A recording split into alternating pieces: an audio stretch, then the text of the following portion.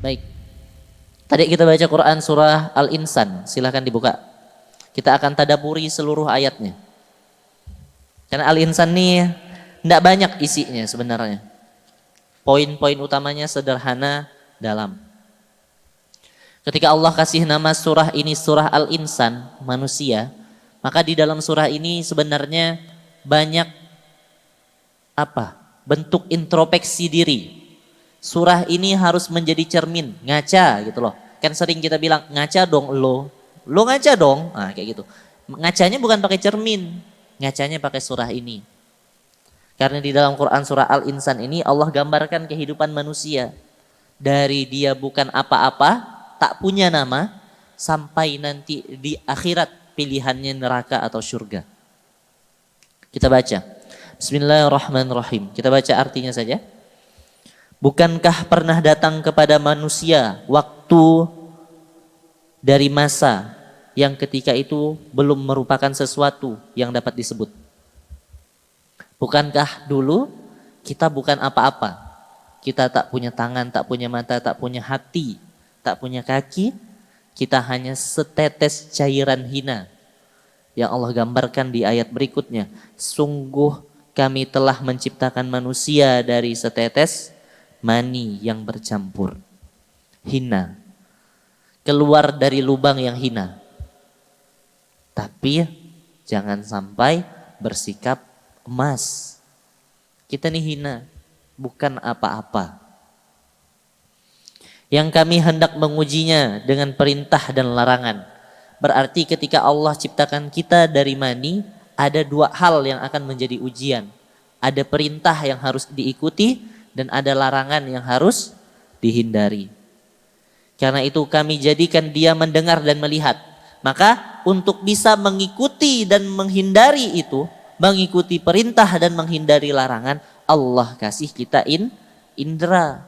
Indera pertama yang aktif itu mendengar, kemudian melihat. Makanya ayat Quran itu didengar, dilihat, baru nanti akan jatuh ke hati. Makanya ayat Quran itu harus sering-sering didengar dan dilihat, agar nanti pada akhirnya cinta. Bisa ikut aturan itu.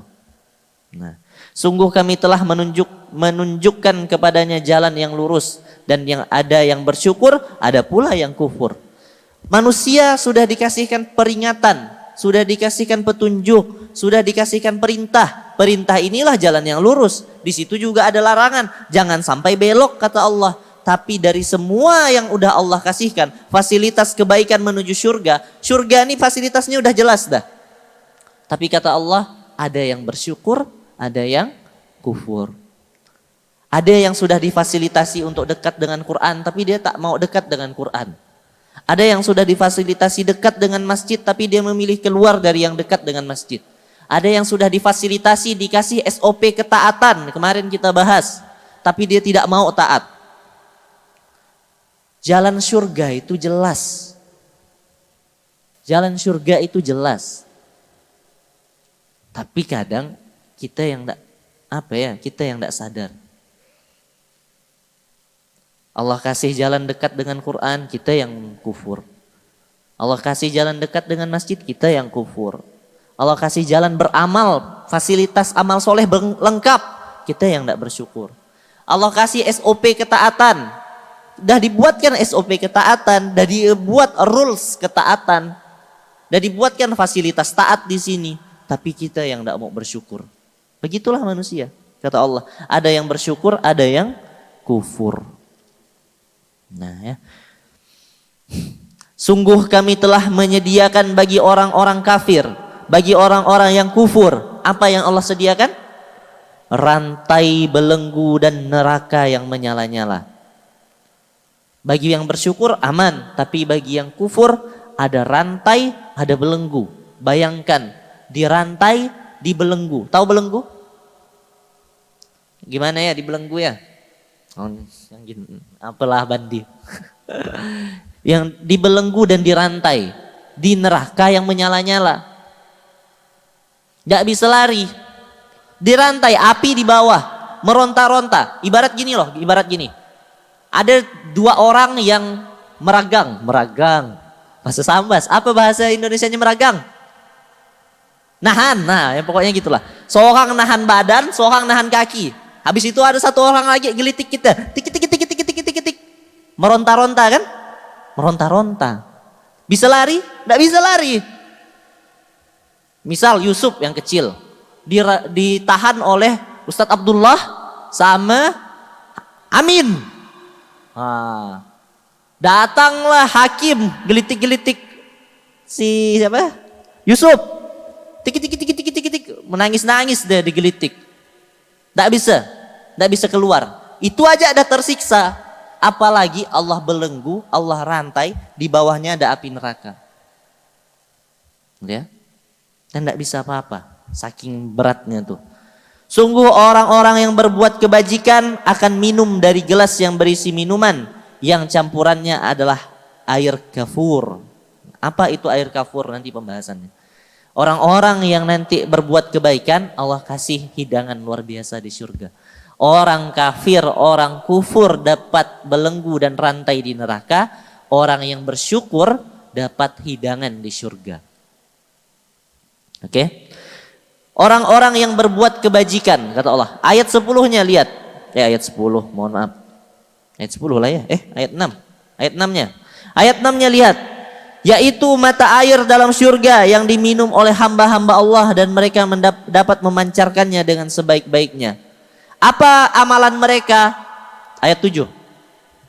Mereka memenuhi nazar dan takut akan suatu hari yang azabnya merata di mana-mana. Mereka memenuhi nazar. Nazar itu apa? Janji. Mereka memenuhi janji. Entah itu dengan manusia atau dengan Allah. Mereka memenuhi aturan yang telah disepakati. Mereka memenuhi lembar integritas santri. Nah, itu paling gampangnya kalau untuk santri. Itu yang dia penuhi. Mereka memenuhi nazar. Menepati janjinya. Kenapa mereka menepati janjinya? Karena takut. Takut dengan siapa? Bukan takut dengan yang ngasih janji. Bukan takut dengan materai. Bukan takut dengan tanda tangan. Bukan. Tapi mereka takut akan suatu hari yang azabnya merata di mana-mana. Jadi, kita selesaikan dulu. Dan mereka memberi makan yang disukai kepada orang-orang miskin, anak yatim, dan orang yang ditawan. Sambil berkata, nah ini yang selalu kita bahas ya. Sungguh kami memberi makan kepadamu hanya untuk liwajhillah. Dan tidak mengharapkan balasan maupun ucapan terima kasih dari kamu. Berarti amalan itu, lihat ya, semua yang kita lakukan, kebaikan itu, amal soleh itu, perbuatan baik kita itu, bukan kita lakukan untuk manusia. Buat event, bukan untuk dapat pujian. Ya. Habib khidmat dengan para guru, mijitkan, bekamkan, bukan untuk dapatkan pujian. Jangan. Semua amalan. Ngafal Quran bukan untuk dapat pujian. Bergerak lebih, angkat barang berat-berat bukan untuk dapat pujian manusia. Tapi untuk mencari keridhaan Allah. Karena hakikat amal itu bukan untuk manusia, hakikat amal itu untuk Tuhan. Apapun harus ada alasannya di hadapan Allah.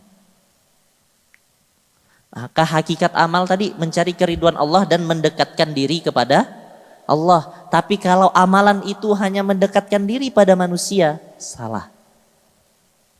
Salah. Hakikat beramal itu harus mendekatkan diri pada Allah.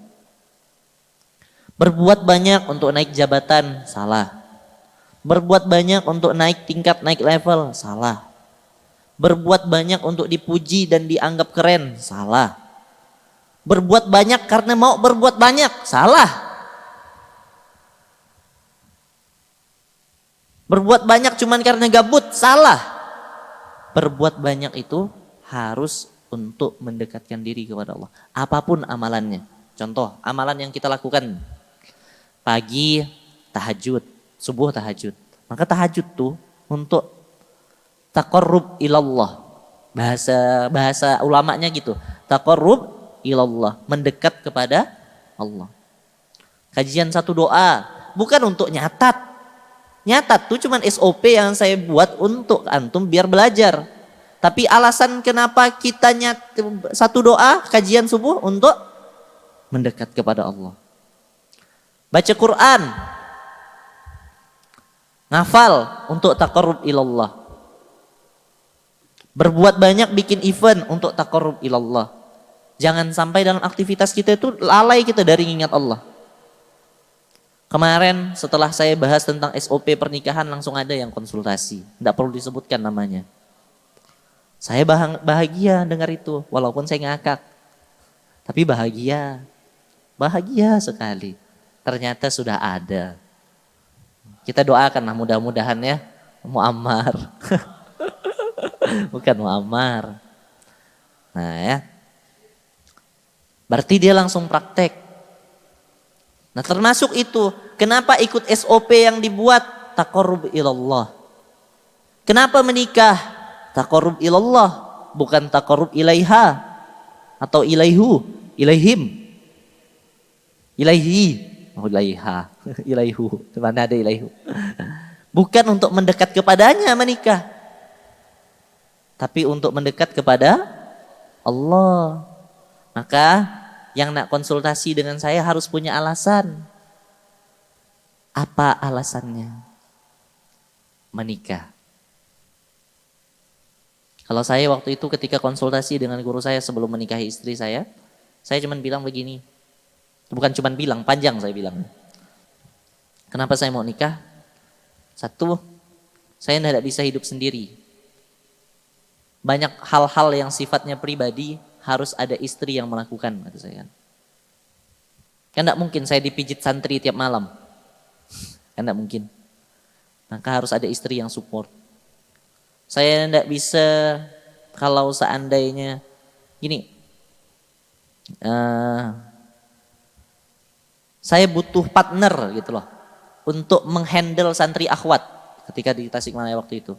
Maka saya butuh partner diskusi dan tidak mungkin saya diskusi dengan ustazah yang belum halal, kata saya kan. Maka inilah alasan saya. Dibuktikan dengan khidmat luar biasa pagi siang malam. Nah kayak gitu loh. Taqarrub ilallah, menikah karena memang kebutuhan dakwah agar bisa lebih dekat dengan Allah, bukan kebutuhan cinta. Cintanya belakangan. Wong saya kenal istri saya tidak sampai sebulan kok, udah nikah. Gitu ya. Mana ada cinta belum sampai sebulan? Tak ada cinta pada pandangan pertama ya. Itu setan. Cinta itu tidak mungkin di pandangan pertama. Pandangan pertama itu baru suka. Ada gemuruh. Nah, maka harus ada alasan taqarrub ilallah. Karena semua amalan sekalipun amal soleh harus dilandaskan itu. Bukan dilandaskan hanya pengen. Karena kita beramal nih kadang satu alasannya manusia. Yang kedua alasannya jabatan, pekerjaan. Yang ketiga alasannya naik level. Banyak orang, banyak berbuat kadang cuma untuk ngejar apresiasi bos, apresiasi pimpinan agar dia bisa naik level ke tingkat berikutnya. Itulah kalau orang udah ngejar dunia, nanti ada tuh di ujung ayat tuh. Cobalah nanti baca Al-Insan ayat keberapa dia tuh. Di ujung ayat, di ujung surah. Nah, ayat 27. Sesungguhnya mereka orang-orang kafir itu mencintai kehidupan dunia dan meninggalkan hari yang berat, yaitu hari akhirat di belakangnya. Kadang memang begitu tuh. Dan hakikat dunia itu memang gimana ya? Tadi saya baca buku, bagus bukunya. Ntar saya carikan dulu kutipannya sedikit. Ada saya fotokan tadi, buku saya di rumah soalnya. Hakikat dunia itu, lihat kata Rasulullah, orang yang tidak memahaminya akan disibukkan dengan kesenangannya. Jadi dunia tuh kalau orang tak paham hakikat dunia, dia akan disibukkan oleh dunia. Kejar itu, berbuat karena dunia, cari sebagainya. Dan kalau dia tidak mendapatkannya, maka dia akan merasa sedih. Gitulah dunia tuh. Nggak dapat apresiasi, sedih. Nggak dapat pujian, sedih. Capek-capek aku bertindak, berbuat, ternyata tetap gak dihina-hina. Misal. Capek-capek aku melakukan itu ini, tetap gak gerakan hati kiai misal. Salah. Ya wajar lah, nggak digerakkan. Wong kita berbuatnya bukan karena Allah. Nah, kayak gitu loh. Maka diperhatikan baik-baik tuh, ya. Karena hakikat dunia itu begitu. Dunia itu hina. Senda. Quran surah berapa dunia senda gurau? Hah? Banyak sebenarnya. Coba yang pertama Quran surah. Soang-soang Muammar. 632. Asul. Al-Waqiah ayat. Yang mana lagi? Hah? Siapa? Apa? Al-Hadid 20. Apa lagi? Hah? Muhammad 36. Apa lagi? Al-Ankabut ayat 64 dan sebagainya. Dunia aja cuman senda gurau. Ya? Dan permainan. Dan dunia itu dilaknat. Maka Rasulullah kan pernah bersabda dalam hadisnya, ketahuilah sesungguhnya dunia itu dilaknat dan dilaknat apa yang ada di dalamnya. Jadi dunia ini cover beserta isinya terlaknat, kata Rasulullah. Ya. Kecuali zikir kepada Allah dan orang yang mempelajari ilmu. Bahkan dalam hadis kan disampaikan ketika Rasulullah lewat bersama para sahabat ketemu bangkai kambing. Siapa yang mau bangkai kambing ini, kata Rasulullah, gratis. Tidak ada yang mau. Bertanya sahabat, ya Rasulullah, kenapa engkau tawarkan kambing ini? Ini cuma bangkai. Bahkan kambing ini udahlah bangkai, tanduknya panjang sebelah, agak cacat. Ya, begitulah dunia. Jadi bangkai kambing tuh dunia. Dunia tuh bangkai kambing. Tak bernilai, tapi tetap ada orang yang memperebutkan. Kalau di sini, di hakikat dunia yang sebenarnya. Ya. Maka hakikat beramal, berbuat itu harus taqarrub ilallah. Maka cek selama ini kuliahnya taqarrub ilallah enggak? Dia di pondok ini taqarrub ilallah tidak? Ya. Saya tuh tadi itu kepikiran begini. Dunia ini ibarat kopi. Akhirnya saya paham kenapa ada film filosofi kopi. Filosofi kopi, filosofi kopi. Dunia tuh kayak kopi gitu loh. Hitam tapi nikmat. Ya kan? Kopi kan hitam. Tapi nikmat kan kalau dinikmati, kalau diminum kan nikmat. Tapi kalau diminum terus-terusan, dinikmati terus-terusan, apa yang terjadi? Candu. Kebanyakan kopi bagus? Tidak. Dia tak bisa lepas dari kopi pada akhirnya. Nah gitulah ibarat dunia tuh. Jadi dunia ibarat apa? Kopi. Hitam, jelek, warnanya tidak bagus, kelam. Tapi kalau kita masuk mencicipnya, nikmat. Tapi kalau terlalu sering menikmatinya, candu. Kalau udah candu, susah dilepas. Begitulah juga dunia ini ketika orang-orang ngejarnya. Kata Allah dilaknat dunia dan isinya. Tapi ketika ada orang masuk mencicipnya sedikit, nikmat rasanya. Tapi ketika dia berlebihan mengambil dunia, dia akan kecanduan dunia dan berat untuk melepaskannya. Pada akhirnya dia takut mati. Maka jangan hati-hati. Ya. Harus ada di dalam dirinya, ya Allah saya lakukan ini untukmu.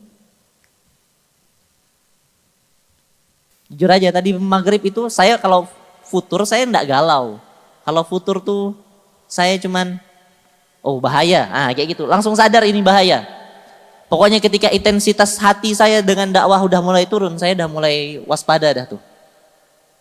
Makanya tadi langsung buka Quran di rumah. Bahas apa ya, baca apa ya santri Isya nanti, saya bukain Al-Insan kan.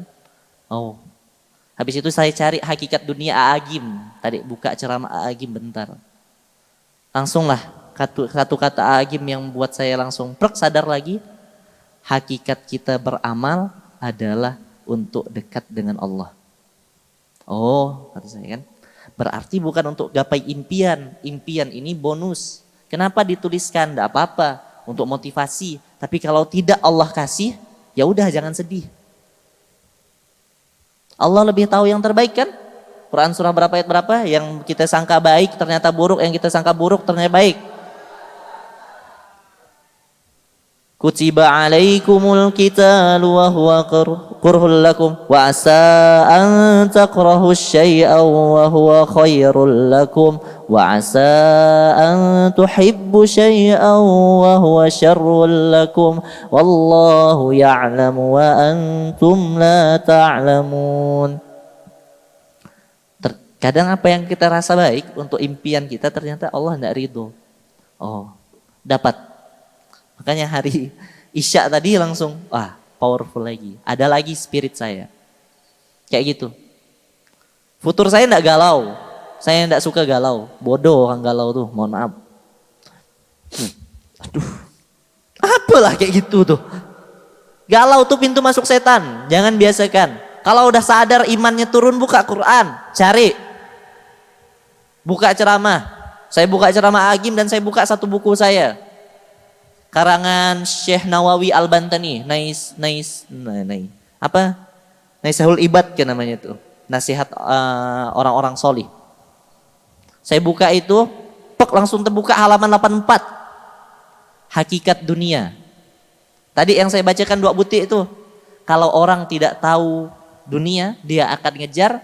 Dan kalau dia tidak dapat, dia akan sedih. Oh, berarti kalau saya mikirkan ini, saya sedang dipermainkan dunia. Maka tadi saya dah tak peduli dah. Terserah Allah lah nak gerakkan apa. Pokoknya saya di sini 24 jam ngawal santri, ngajarkan Quran, mengkader orang-orang yang jadi orang sukses berikutnya, mengkader orang-orang yang akan mendakwahkan Quran berikutnya. Ini untuk langkah taqarrub ilallah. Gitu aja deh. Selesai dah.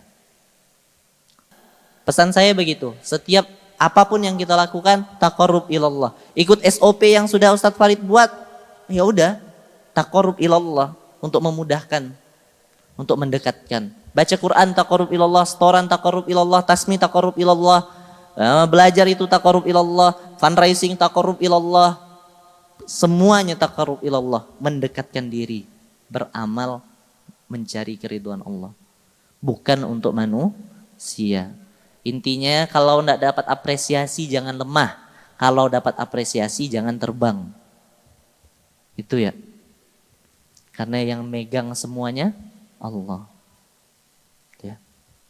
Hati-hati. Dan setan tidak akan diam dengan itu. Akan banyak sekali sesuatu yang membuat antum akan jauh dari dakwah ini. Wallahi. Buktinya tadi saya maghrib kemasukan setan. Kebisikan gitu loh. Yang seolah-olah setan tuh mau narik saya dari dakwah ini. Wah, enggak bisa nih kata saya. Enggak mau saya. Pokoknya ketika saya dah ngelihat saya tidak bisa ngajar malam, saya tidak bisa ngajar tidak bisa ngontrol pondok siang, itu pasti setan. Siang saya tidak bisa ngontrol pondok, misal. Jadi manajer, tersibukkan saya oleh satu hal yang sifatnya tak ada hubungannya dengan dakwah. Berarti itu setan. Ternyata malamnya saya disibukkan juga karena tidak bisa mengawal kajian misal. Pasti itu setan. Maka kawan-kawan kalau setelah ini punya sesuatu yang menjauhkannya dari pondok, dari dakwah, bukanlah dari pondok, dari dakwah umumnya, itu pasti setan. Setelah nikah, turun intensitas. Setelah lulus kuliah, ternyata makin malas. Pulang ke rumah, ternyata tidak seaktif dan sebanyak amal soleh di sini. Berarti yang membisikannya pulang ke rumah tuh setan. Kayak gitu. Setan, level antum bukan lagi setan zina. Level antum bukan lagi setan gosop. Walaupun ada juga sih yang gosop. Level antum bukan lagi setan ngambil duit orang. Level antum tuh setannya sederhana ya. Dijauhkannya sedikit dari intensitas dakwah. Pek. Nah itulah deh. Dan kadang kita tidak sadar, setelah kita kena tampar lah kita baru sadar. Ya. Sekarang sih belum sadar, nanti itu ketika dah datang, dah ditampar baru dia sadar. Dah itu saja yang bisa saya sampaikan.